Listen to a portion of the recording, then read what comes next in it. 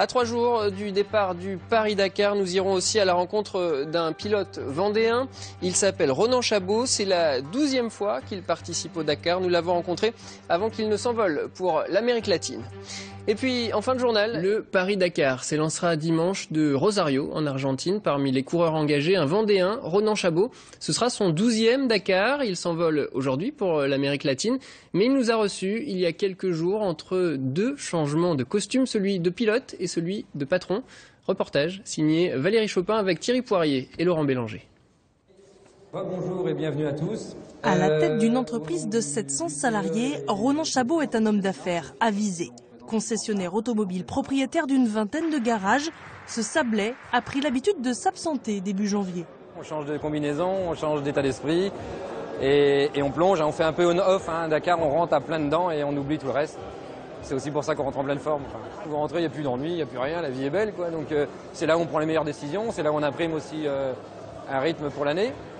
Et puis c'est une période de l'année qui ne handicape pas trop l'activité. Après 8 ans passés au volant de 4x4 Toyota, voiture de production avec laquelle il a été sacré champion du monde de rallye raid, c'est en buggy qu'il roule maintenant avec le team SMG. Un prototype de roue motrice qui lui réussit. Vainqueur du Dakar en 2012 et 2013 dans cette catégorie, c'est sur un autre sable que le Vendéen de 47 ans, aussi amateur de sport nautique, prépare son 12e rallye Dakar. C'est différent, mais c'est un peu contre les éléments aussi, quoi. Là, les vagues, à cette période-là, souvent en planche, là, quand il y a tempête, c'est là où il y a du vent, il y a des gros paquets, quoi. Donc, dans Rallye Raid, le dos il prend, donc là, je muscle parce que les journées vont être longues.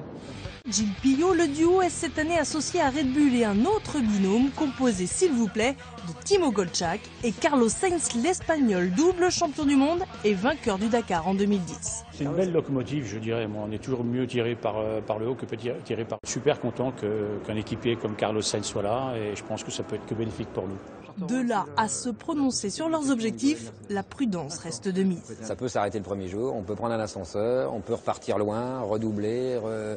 D'arriver le 18 janvier après plus de 9000 km entre Argentine, Bolivie et Chili.